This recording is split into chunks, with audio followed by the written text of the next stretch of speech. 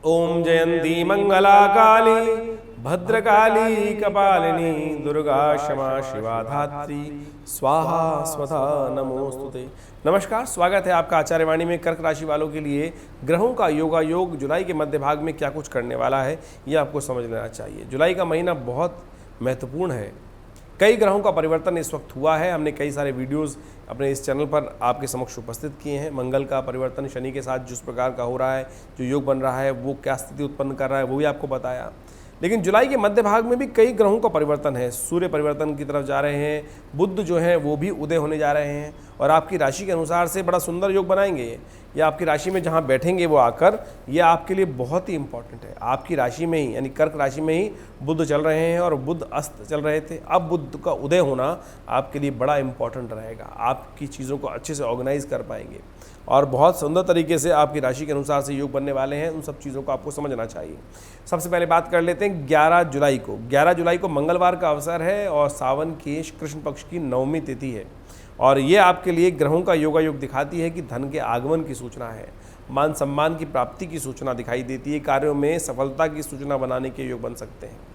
और साथ साथ सर्वार्थ सिद्ध योग भी विद्यमान है जो सुबह 5 बज के 35 मिनट से लेकर रात्रि में 7 बज के 5 मिनट तक रहेगा। तो इसका लाभ आप ले सकते हैं नया कार्य आरंभ करने के लिए। फिर कई दिनों तक सर्वार्थ सिद्ध योग विद्यमान रहेगा, नहीं होगा। और साथ साथ फिर एक बात और दिखाई देती है, पुरुषोत्तम मास आरंभ हो जाएगा। उन सब में भी कोई मुहूर्त नहीं होगा, तो इस मुहूर्त का आपको लाभ लेने का प्रयास कर लेना चाहिए। कोई कार्य आरंभ कर रहे हैं तो जल्दी से करके उसका लाभ ले सकते हैं। वहीं 12 जुलाई की यदि हम बात करें तो 12 जुलाई को बुधवार का अवसर है और साथ साथ दशमी तिथि विद्यमान है। ग्रहों की जो सूचना है वो आपके लिए अनुकूल है। सम्मान में वृद्धि, नौकरी में आपके कार्यों में अच्छी सी प्रगति होने के योग दिखाई देते हैं। जो भी कार्य करेंगे उसमें प्रगति के अवसर आपको प्राप्त होते दिखाई दे रहे हैं। राहु का उपचार आपको अवश्य करने की ज़रूरत है। थोड़ा दूध का दान करें, बिल्लियों को दूध डाल दें, ये आपके लिए शुभ रहेगा। एक बात का ध्यान रखिएगा, 12 जुलाई को भद्रा विद्यमान है तो कर्क राशि वालों सुबह 5:55 से लेकर करीब शाम के 6 बजे तक रहेगी। तो नया कार्य इसमें ना करें, ये आपके लिए बहुत ज़रूरी है, इस बात को ध्यान रखिएगा। 13 तारीख को यदि हम बात करें तो उस दिन बृहस्पतिवार का अवसर है, एकादशी तिथि है और साथ साथ चंद्रमा जो है वो भी परिवर्तन की तरफ जा रहे हैं। कामदा एकादशी है इस दिन। तो कर्क राशि वालों की राशि के अनुसार से यदि हम बात करें तो आपके लिए प्रशस्त दिखाई देता है, समय अनुकूल रहेगा, लाभ की स्थिति आपके लिए अच्छी रहेगी। और ऐसे में कन्या पूजन यदि करके दूध का आप दान करेंगे, भगवान शिव का अभिषेक करेंगे तो बड़े कल्याणकारी योग बनेंगे। कामदा एकादशी, संत महात्माओं का पूजन करें, उनका आशीर्वाद लें, उनके निमित्त वस्त्र दान इत्यादि करें तो आपके लिए अच्छा योग बनेगा और सुंदर तरीके से। भगवान विष्णु का विशेष तौर पे पंचोपचार पूजन करें, चरणामृत भगवान का ग्रहण करें, आपके लिए शुभ योग रहेगा। 14 तारीख की यदि हम बात करें तो उस दिन शुक्रवार का अवसर है और साथ साथ द्वादशी तिथि है।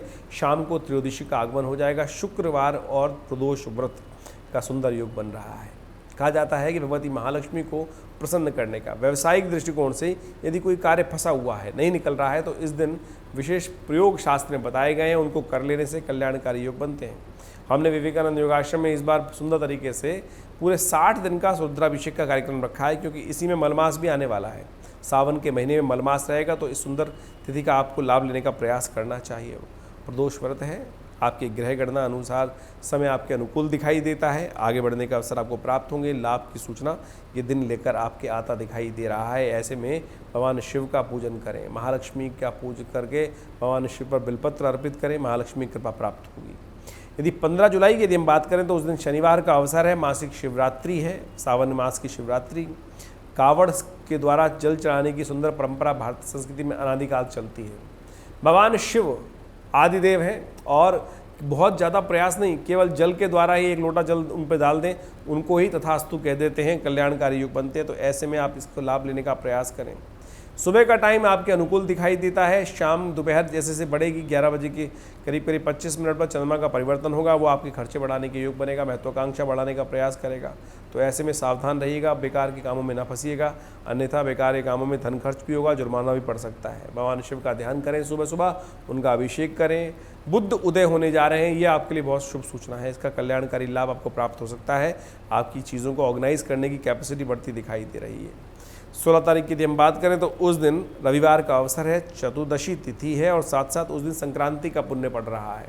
संक्रांति है उस दिन, रविवार का अवसर। रविवार को जब भी संक्रांति पड़े तो हृदय नाम का योग बनता है। कर्क राशि वालों को समझना चाहिए, इनके लिए बड़ा सुंदर योग बनने जा रहा है। और आपकी चीज़ों को अच्छे से ऑर्गेनाइज करें, काम करें, बहुत बढ़िया से आपके लिए पॉजिटिव चेंजेस का दिन दिखाई देगा। सूर्य भगवान का ध्यान करते हुए सुबह सुबह उनका जल के द्वारा थोड़ा पीले पुष्प डालकर, रोली डालकर उनका अभिषेक करेंगे और उनका अर्घ देंगे तो कल्याणकारी योग बनेंगे। 17 तारीख की हम बात करें तो उस दिन सोमवती अमावस्या, सावन का दूसरा सोमवार है। संक्रांति का पुण्य है, क्योंकि संक्रांति पिछले दिन जो हुई है वो करीब करीब सुबह 5 बजे के आसपास हुई है, तो अगले दिन पुण्य रहेगा, यानी सोमवार के दिन पुण्य रहेगा।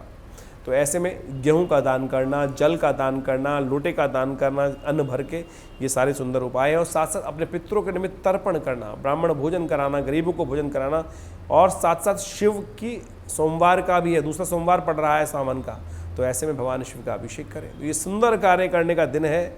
बड़ा मुश्किल से भाग्य से ऐसा दिन आता है, इसका लाभ आपको लेने का प्रयास करना चाहिए। और ग्रह गणना विशेष तौर पर आपके लिए जो दिखा रही है, थोड़ा सा रिजर्व होकर काम करने का प्रयास करें, अन्यथा बेकार के रूल को फॉलो करने का प्रयास करें। कहीं भी हल्का सा रूल तोड़ेंगे तो जुर्माना पड़ सकता है, इस बात का ध्यान रखिएगा। और ये आपके लिए बहुत सावधानी वाली बात है।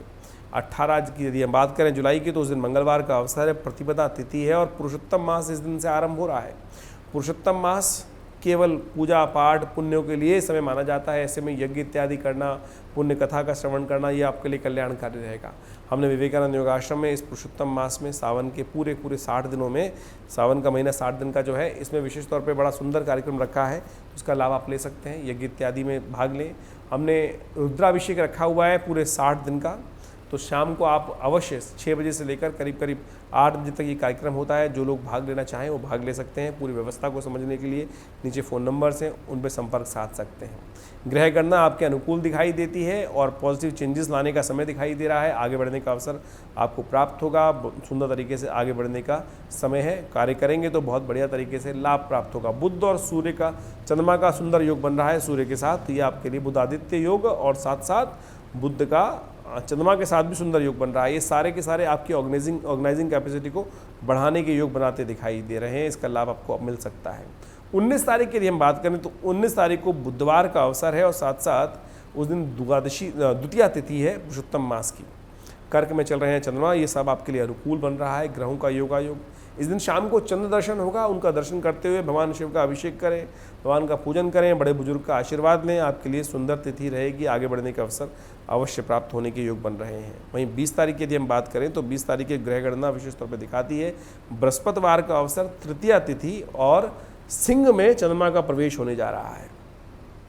यह आपके लिए ओवरऑल समय अच्छा है और पॉजिटिव थिंकिंग रखते हुए यदि काम करेंगे तो बहुत सुंदर तरीके से लाभ के योग बन सकते हैं। खैर शाम का समय ऐसा दिखाई दे रहा है, थोड़ा धन खर्च अधिक हो सकता है, लेकिन धन आने और जाने दोनों के योग बन रहे हैं। तो इस समय को समझते हुए आपको कार्य करने का प्रयास करना चाहिए।